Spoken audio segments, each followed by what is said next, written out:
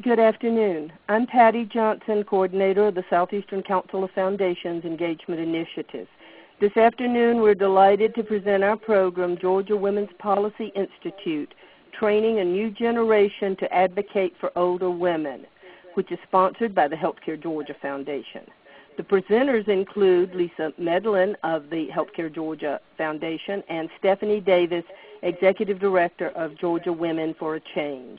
Lisa, I'm going to turn the program over to you now.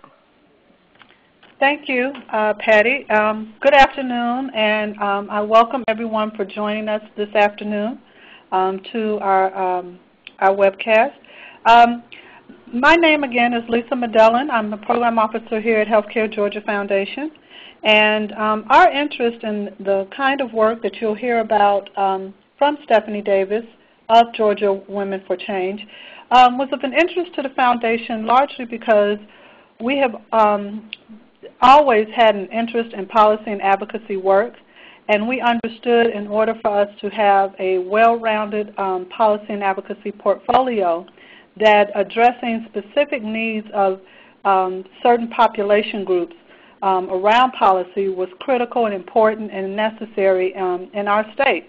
And so certainly women's issues are important to the Foundation, and so investing and supporting the work that Stephanie Davis is doing was very much important to us and a part of us accomplishing our mission.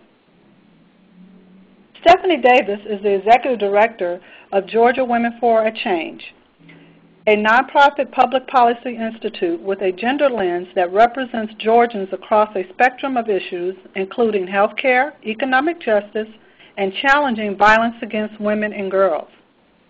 Stephanie served as the first policy advisor on women's issues to Mayor Shirley Franklin in Atlanta, Georgia, where she coordinated the Dear John campaign to end child prostitution in Atlanta.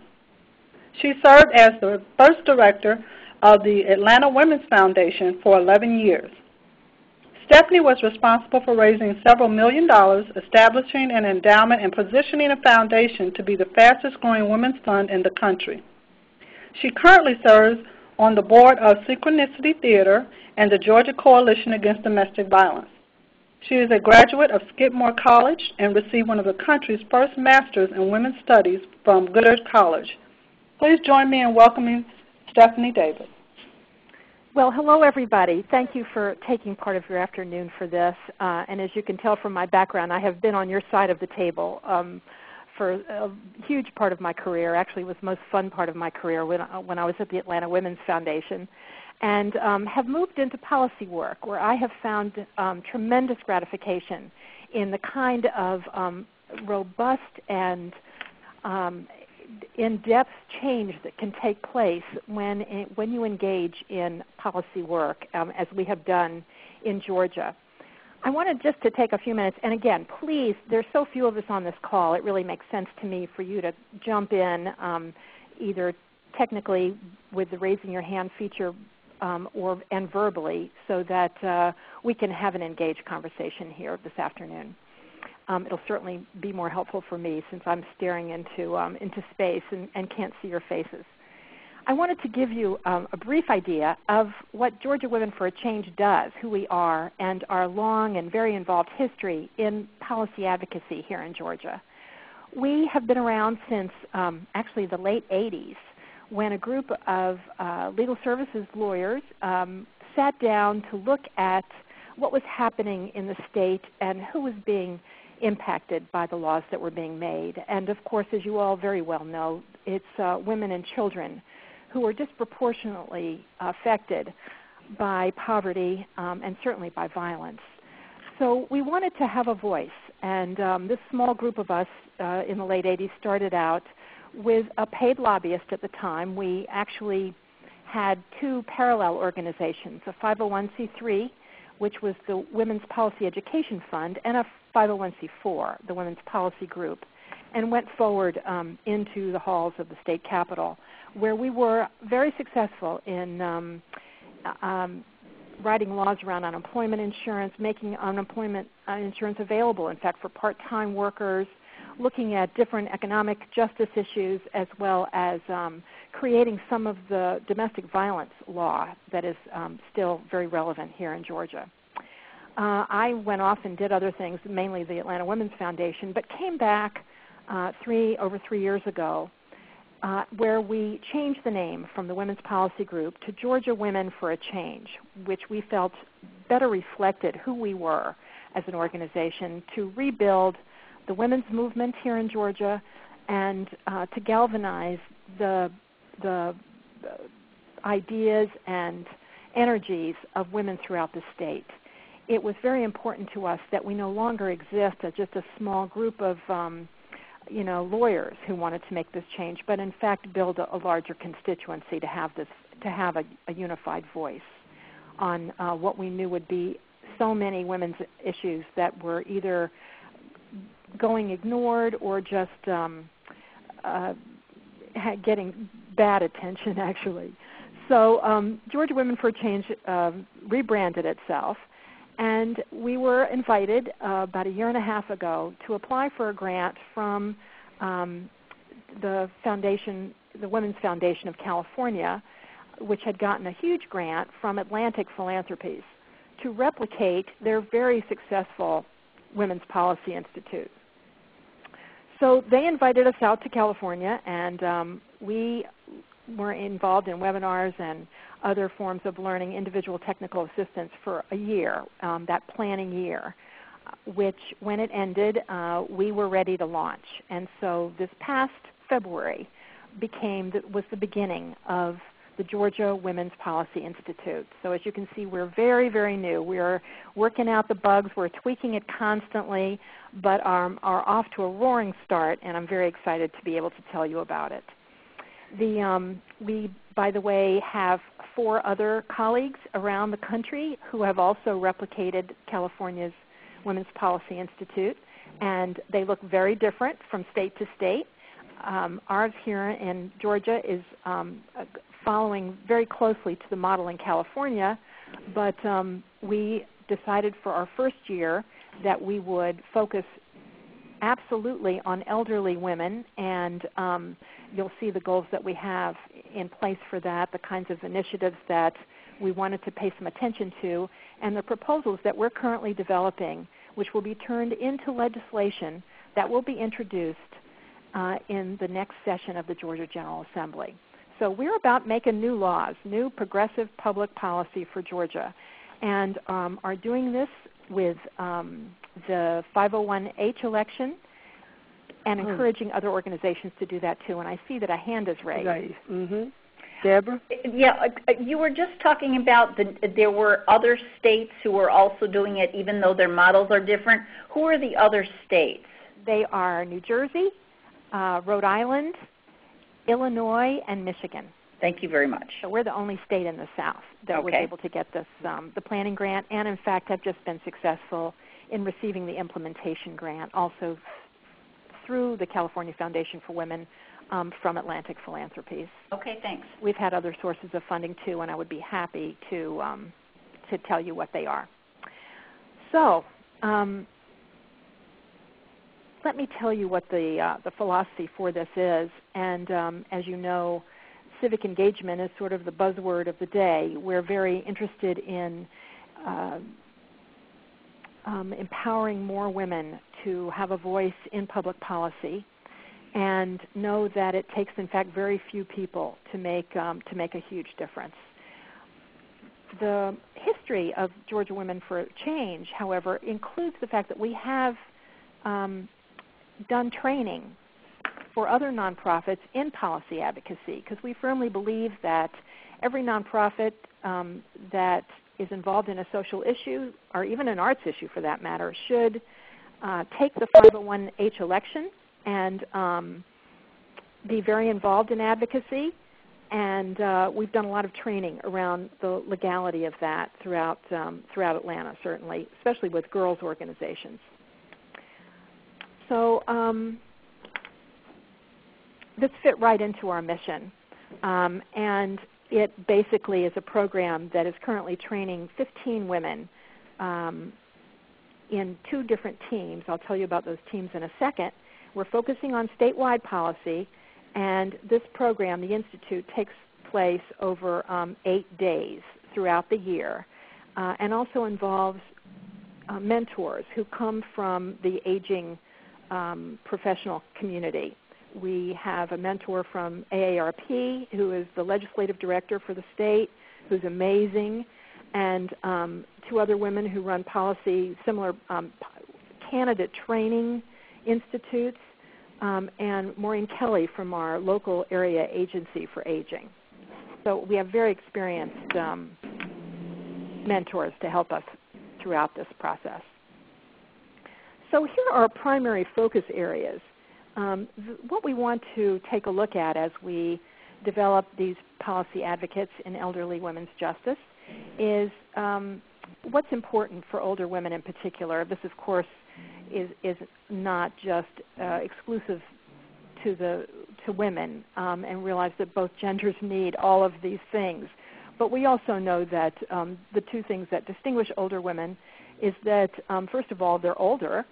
We tend to outlive men, and we're also poorer. And those 2 of issues mean that we are more highly impacted by the laws that affect older people. So we want to promote healthy aging in place, and as you'll hear, we're getting involved in elderly housing, what's available in terms of affordable housing for the elderly in all different stages of their aging process.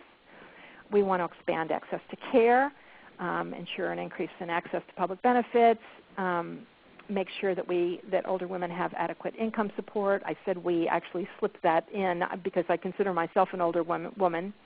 And provide protections for the physical, financial, and emotional safety of older women. We know that older women are more often victims of predatory lenders, of even relatives who may feel that their rich old aunt is more vulnerable, and want to make sure that the laws that are in place are dealing adequately with abuse of the elderly. How are we doing so far? Everybody with me? Mm-hmm. Good. So what is the Georgia Women's Policy Institute? We are a program designed to train women, both women who are from the community, but also we have gone to a lot of the nonprofits that we're aware of and invited them to, recruited from those nonprofits because we think it's very important to embed a policy advocate where it's appropriate in the nonprofit sector in different agencies.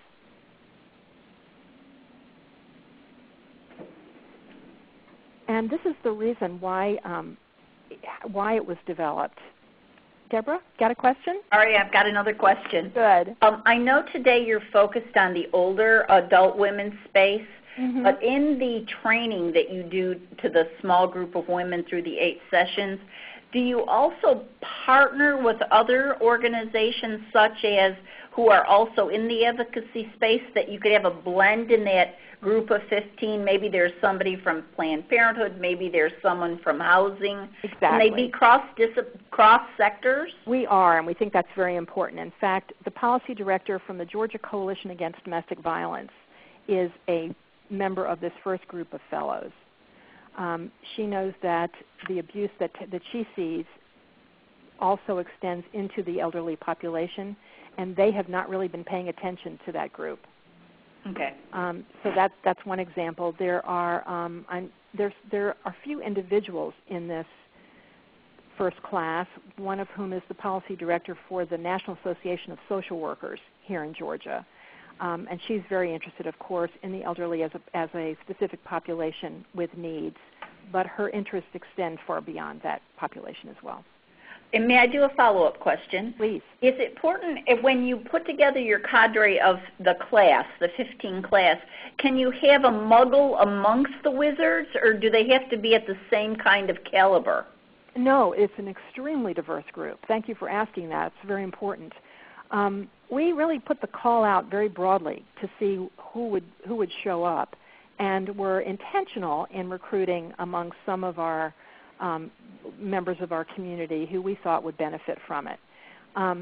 so with that mix, we were able to go through a process where the recruitment was both a wide open invitation as well as specific, and we went through a very intensive interviewing process. So the group is all women, but that's about the extent of what they have in common. They range from 24 years old to a woman who's probably in her late 70s. We have Republicans and Democrats. We are, there's some low-income women as well as middle-class, upper-middle-class women I'm thinking of. And it's extremely multiracial and, as you've heard, cross-class and with a variety of different life experiences. We, in fact, have done we've had some conversation about, you know what they say, the best thing an older person can have is a daughter. And we've had some wonderful conversations about our own experiences and what we're looking forward to in our own later years. And one more quick little follow-up. As you were recruiting and going through the interview process, did you, quote, reject anyone from being in the class? We did. A couple of people just kind of showed up who we felt would not be good for the mix. Okay. Just for personality reasons or because one woman in particular had so much experience, we thought it would not be a good balance. Okay. You know, she would throw the group out of balance. Although I will tell you, we also have the CEO of Senior Connections, who has responsibility for a multi-million-dollar budget, has several programs going on. But Deborah, when I went to Deborah and asked her if she had somebody in her office on her executive staff who she thought would be great, she could identify to go through this program, she actually talked me into letting her go through it. So we're very pleased to have her there. She's a tremendous resource and actually extremely appropriate. Okay, thanks. So yeah, so that's been great. So as you hear, it's a great mix.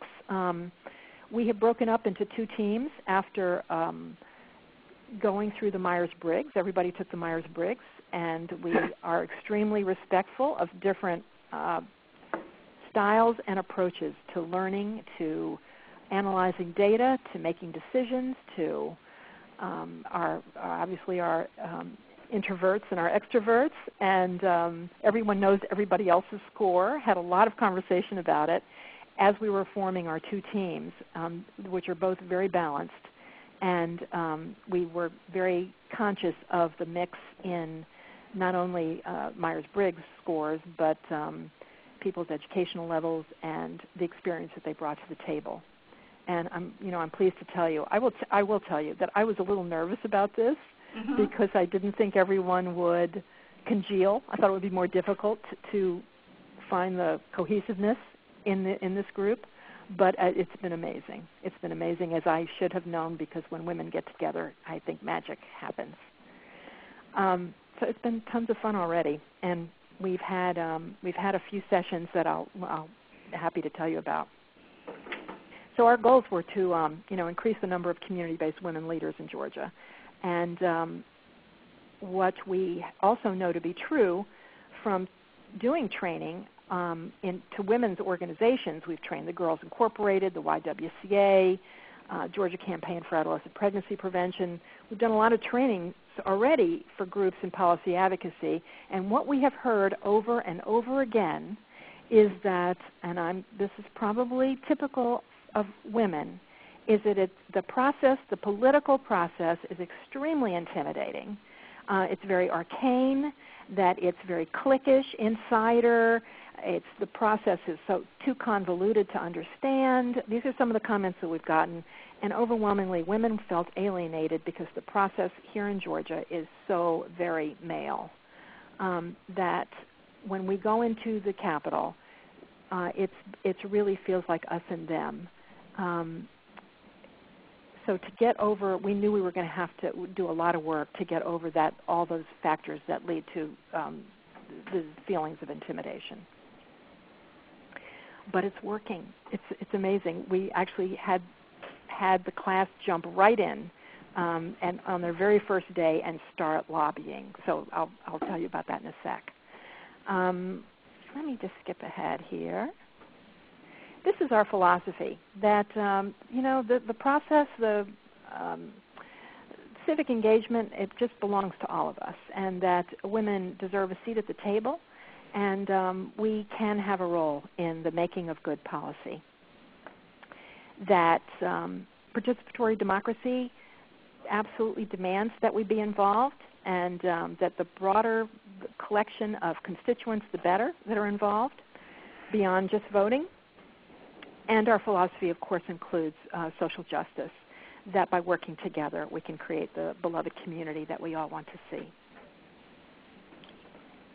I can get very schmaltzy talking about this, so forgive me. I'm the daughter of a Florida, a woman who was one of the first women to run and win for the House of Representatives in Florida. So I kind of grew up with all of this. A name, please? Senator Helen Gordon Davis. Ah, yes, okay. Do you know my mom? I know of her. Great. This stuff is really in my bones. The Georgia Women's Policy Institute development came about through, as I said, there's research, interviews, focus groups, where we found what works and what doesn't based on what happened in California and our own experience, and the barriers that we knew needed to be crossed in order for women to feel that their voices could be heard.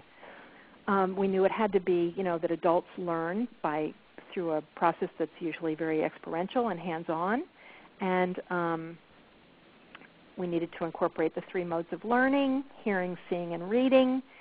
That women love to work in groups of teams, and that we would be involved in real issues because we needed real change.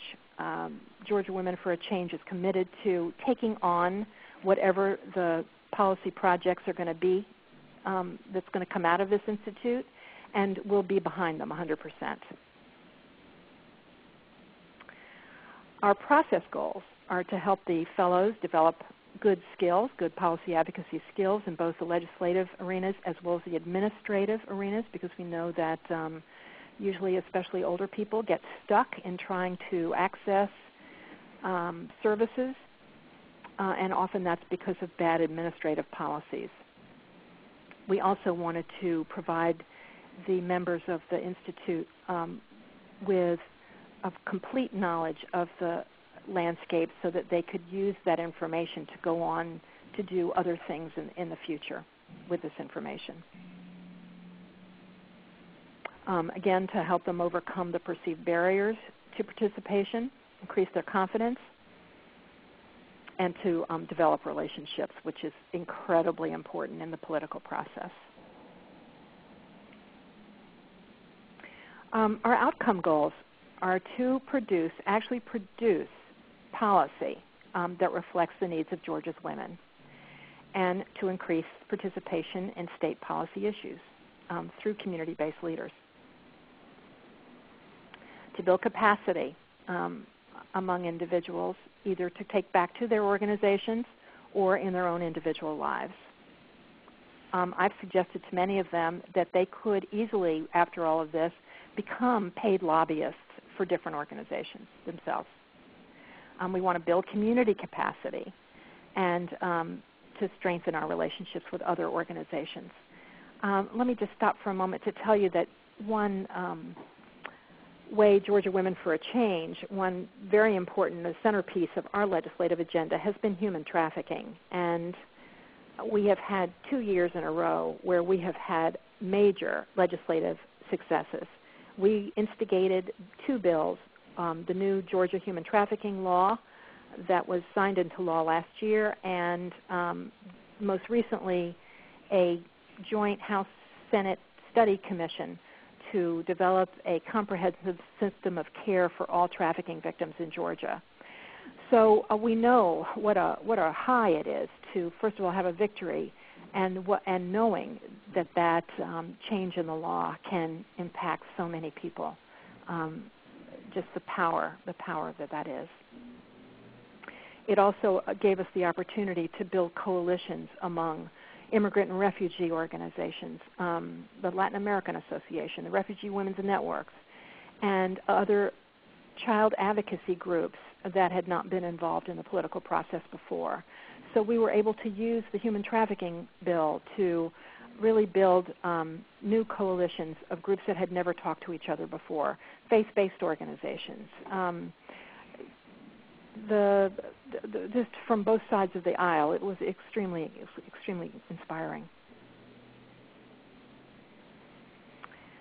We are evaluating.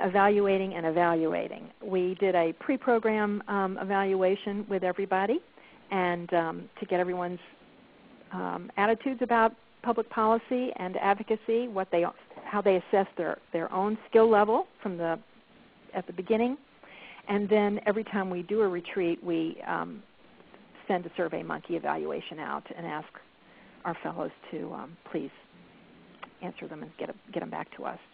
And then we will be doing a 6 and 12-month post-evaluation, of course, of the program, so we'll be able to learn from it. But of course, the best evaluation, the most obvious one, is if we in fact can get new laws in Georgia passed. We know that these are examples of California's Women's Policy Institute projects, which were very inspiring for us to see what they were able to do.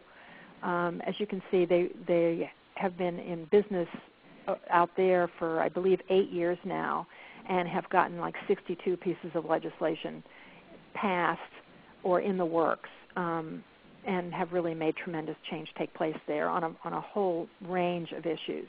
We're thinking now about what our issues are going to be for 2013.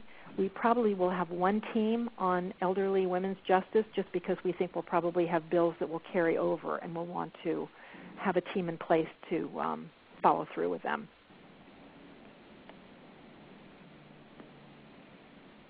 So here we, as I said, we have split this up into 8 different retreats. The 2 teams meet outside of the actual retreat dates. In fact, I had a meeting yesterday with 7 of the women. They're divided up into 2 teams. The team I worked with yesterday is looking at affordable housing for the elderly, and we all brought our research to the table to try to hone very specifically what it is we think we're going to be able to go forward with, and are right now looking at a bill that will mandate a clearinghouse database where everybody on a waiting list will be centralized, so that as openings become available, there will be just a much more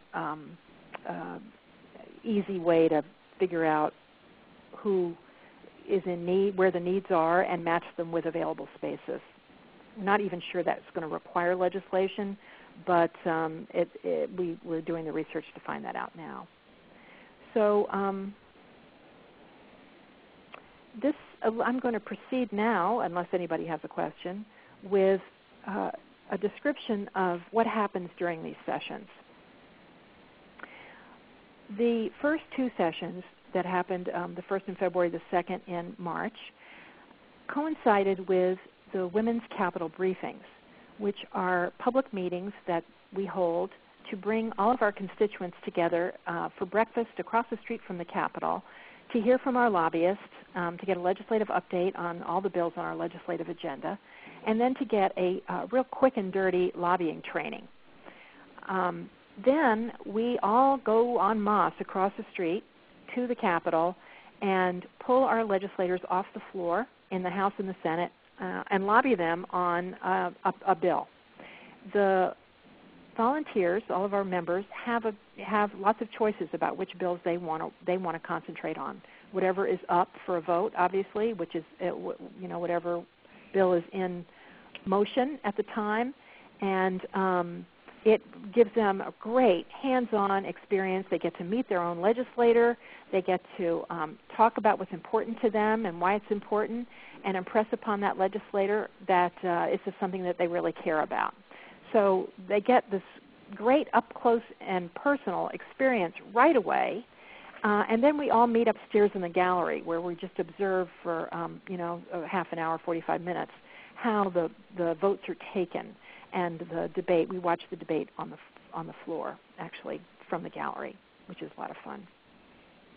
Then we move into a private room at the Capitol, which we have reserved, and move into our actual learning. We've had several guest speakers come in throughout the day. This first session was just a very broad overview of public policy and how the whole system works. It was really just a civics lesson, Civics 101. But we had legislators come in to talk to the fellows, which is kind of fun. Session 2 also happened, coincided with the legislature being in session. So again, the fellows met in the morning at the Women's Capitol briefing with 150 of our other members, and got the legislative update from our lobbyist. We heard from the sponsor of our bill this year, who was our bill on human trafficking. And then we separate out, and those who want to stay go through the lobbying training, and then we go across the street to lobby. After that, the rest of our volunteers go home, and the fellows stay on for the rest of the day, again, to dive deeper into their training. So in the second session, they started dividing up into teams, actually, which was very interesting. And then they got the training from Common Cause. We had the director of Common Cause come in and talk about the ethics laws in Georgia, those that exist. During session 3, we really focused on the state budget. So much of what goes on in the legislature that is so important, it really revolves around the budget. How the money is spent, and how the revenue is raised.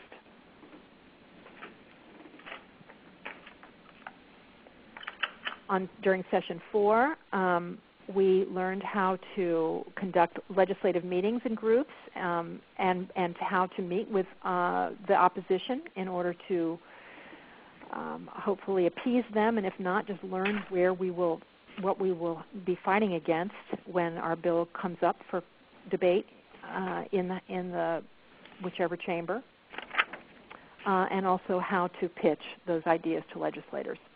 So we'll be developing fact sheets in session 4 around our bills, and start looking at probably identifying who we would like to see as our sponsors.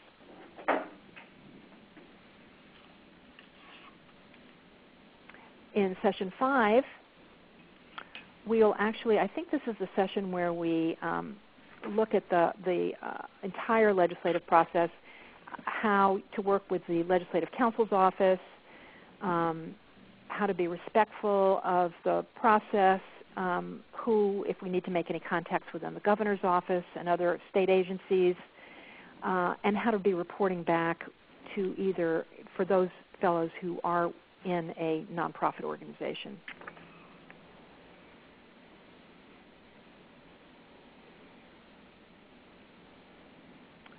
This is the session where we actually ask for a room at the Capitol and set up a mock hearing. It's to allow the fellows to get comfortable before they actually have to do it. This can be one of the most intimidating things, is to testify before a committee. And I'll just tell you from my own experience, it still is intimidating for me. I get the jitters and think I'm going to lose every ounce of every brain cell in my head. So we try to diffuse all of that by practicing it.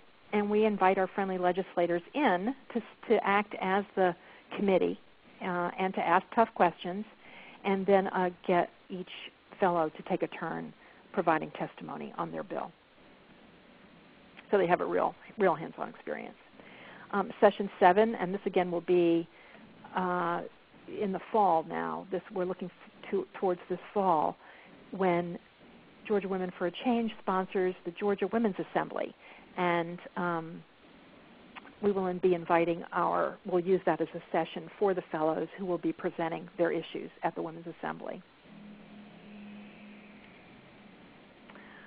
This is when session 8 is their last full session. We're going to call in several women legislators who are friendly to us, and talk very candidly about what it's been like for them to be in public service, and continue to refine our lobbying strategy, where we need to build coalitions, and what needs to be done before the actual session starts. So going backwards, from February to May, where we are in this period right this minute, is we're still researching our policy idea, trying to define who our allies are going to be, who our potential opponents will be, and really craft our project. This is before we have gone out to look for a sponsor. So we're asking those important M questions. Is this project movable? Is it meaningful? Is it manageable? And is it maintainable? Then when the summer is over, we will be getting down to the nitty-gritty, writing the bill, finding the author, meeting with appropriate departments and agencies, talking to our potential opponents, looking to develop the coalitions that we're going to need, and further refining based on the sponsors' suggestions what the bill needs to say. And then when the session starts in January, we have a 3-month session. We will do what we need to do to get that bill introduced on the floor as soon as possible, heard in a committee, and select and prepare our witnesses, and get that bill moved and passed so that we can hopefully see it move through the Senate chamber as well, and get it signed by the governor by the end of the session. We know that's going to be extremely ambitious, but I'll tell you, I'm so impressed with this group that I'm very optimistic that we'll be able to get it done. Georgia has a 2-year session, so if a bill is not passed in this next year in 2013, it automatically carries over to 2014. So we'll definitely track it. We'll definitely follow it if it doesn't pass in this current session.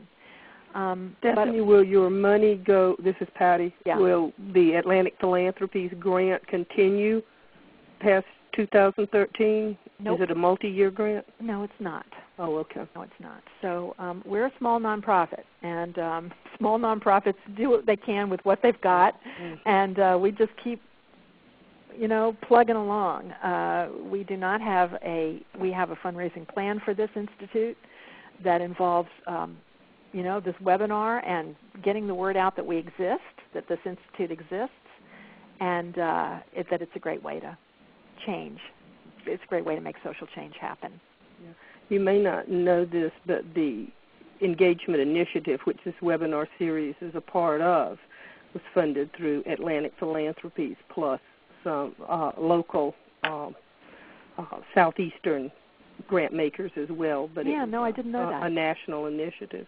Yeah, I didn't know that. It's great. Deborah's got a question, I believe.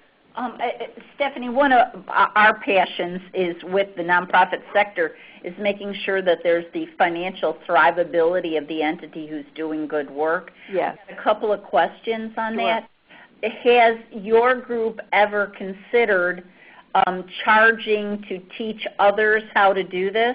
Yeah. In fact, we have had what we call advocacy partners in the past, where we charge a retainer. I'm been advised by a lawyer I've got to be careful about my language. Okay. But I probably need to drop the word retainer. But we have charged a fee to teach organizations how to do this. The other thing that I failed to mention is that we actually charge the fellows a sliding scale fee starting at $2,500 for organizations that, like Senior Connections, with budgets over $1 million, to $1,000 for organizations between $1 and $3 million. I'm sorry, it's $2,500 for organizations over $1 million. It's $1,000 for organizations. I think I'm sorry, it's not in my head. It might be $500,000 to $1 million, and then down to $125 for individuals. And the California Institute does not do this. The program is free to all of their participants, but we really thought it would be important for everyone to feel like they had skin in the game. And we found it to be, and nobody blinked. nobody blinked. So we like that. We've got a gorgeous manual. Lisa, have you seen it? I'm sorry. I'm multitasking a little bit. Yes, I have. I've seen it. Yes, I have. And there's certainly expenses along the way. Right now, this is a $80,000 a year project.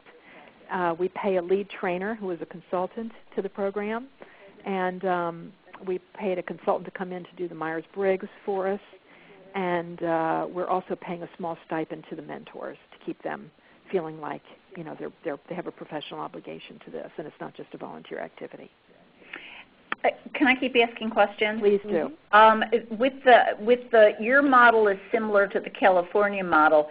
Does Georgia and California communicate regularly on what did you learn? What did you learn? This is what we're doing. All the time. And in fact, we're getting ready to all meet in Chicago, I think in June, late June. And the all is Georgia and California, or the other 4 also? Yeah, the other 4 as well. So it'll be California with our consultants from California who lead the program there, and staff from the California Foundation for Women, as well as my colleagues around the country. A question in the one of the things about the Southeastern Council of Foundations, we've got 11 states, and you happen to be the only state that has this sort of initiative. When you all gather in Chicago talking about what you're learning from each other and your impacts, could you add to the conversation how you might put on a forum for the other 54 states if anybody wanted to come and learn how to do one of these? Yeah, sure. And if not a forum, I think that any of us would be willing to travel. And we could all do it. We could all do it at this point. Well, and I think that actually might be part of your financial sustainability is you could go out and set these puppies up in other states. Absolutely. I'd love to. Yeah. So it's positioning you all as some kind of a seasoned, time-tested group of we know how to do this, let us show you how. Absolutely. I think it's a great idea. Okay. We'd love to continue to replicate it so that the circle gets bigger and bigger. Yeah. And so when Patty started this webinar, the great part about it is this is now going to be a part of a YouTube. Yes. So I actually hope you will use the YouTube to promote your work. Great.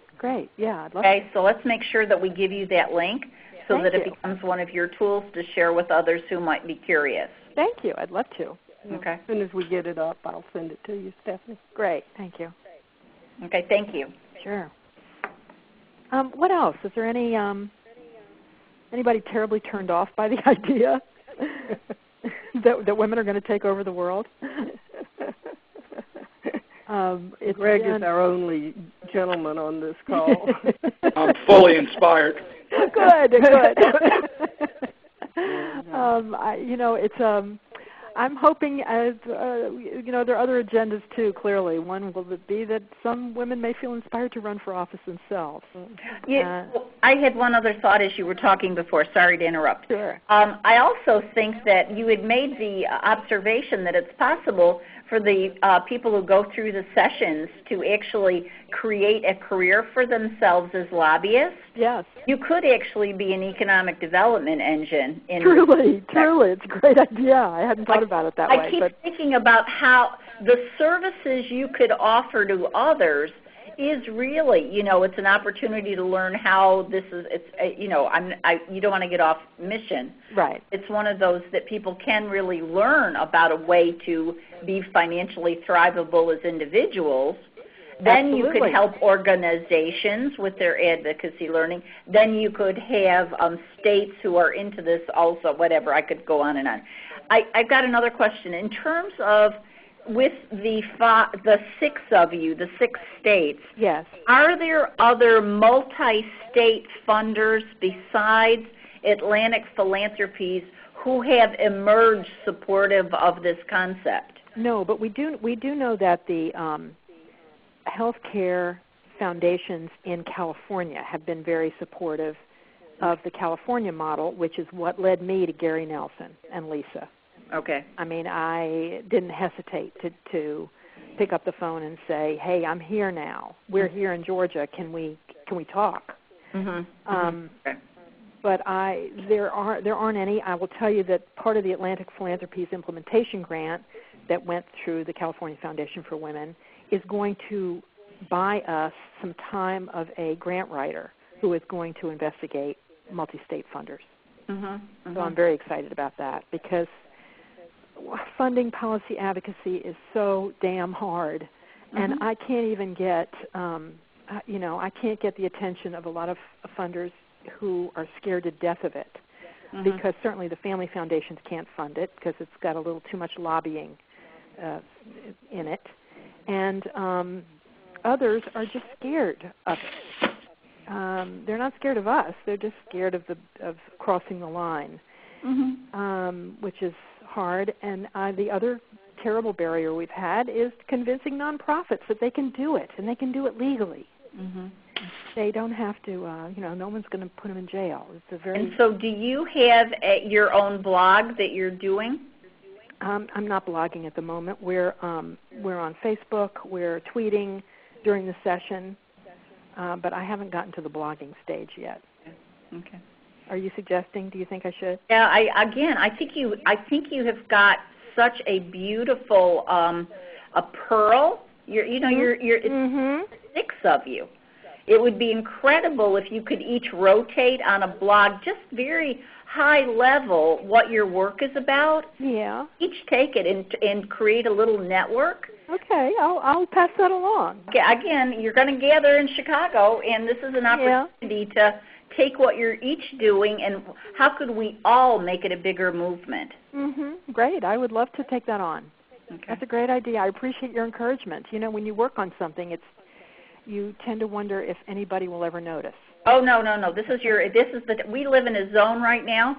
The world can notice. It's all about how you strategically do the communications rollout. Right. Yeah. It's 3:51. We have time for another question if somebody's got one, or any closing remarks from Stephanie. Well, Stephanie, is there a website? I see your email address. Yes, it is. It's GWomen, GWomen.org is our website. And there's a whole page there on the Georgia Women's Policy Institute, GWPI. Okay. All right, great. If I can just close, Patty, with my gratitude to you and everyone on this call who's taken the time to listen to me jabber on about this. Is my first webinar, as I'm sure is very apparent. But there was a front page article in the Atlanta Constitution last week about the tragedy of some personal care homes here in Georgia where people were being warehoused and treated like animals, really. That really just moved a lot of us. And we, all of a sudden, the work that we were doing in the Georgia Women's Policy Institute became extremely relevant.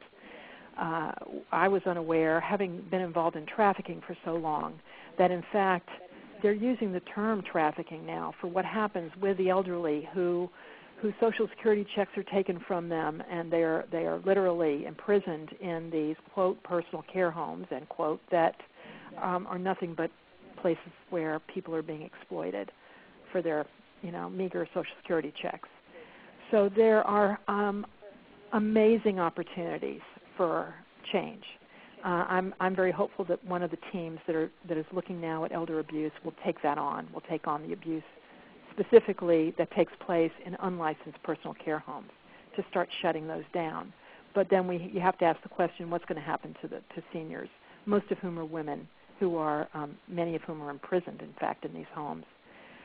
So, with just being aware of what's going on in society, the fact that the population is aging as a whole, boomers are, going to become a majority soon. We need to be more conscious of it, and I'm hoping that what we'll be able to do this year with the Georgia Women's Policy Institute will absolutely engage new advocates, but also makes real social change happen. So I'm very excited about it, and I really appreciate your attention to this and being interested in what we're doing. Well, thank you for putting this together and letting us know what's going on with this. And thank you, Lisa, for sponsoring this and for sponsoring Stephanie's organization, too. And just before we close, I want to remind you to fill out the one-question survey at the end, and to tell you that we will not be having a webinar in June or July unless some huge opportunity falls in our lap, but we will resume again in August when Maria Kennedy with the Daniel Foundation in Alabama is going to bring in some people to talk about alternatives to traditional nursing home care for the elderly. And I'll be sending you information about that over the summer. And one last thing, tomorrow, Thursday at 1 p.m., Grantmakers and Aging is holding a conversation on workforce issues. You're welcome to join in, and if you're interested, send me an email and I'll provide you with the calling information. Thank you for being with us today. Thank you, Patty. Bye-bye. Thank you. Thank you. Thank you. Please stand by.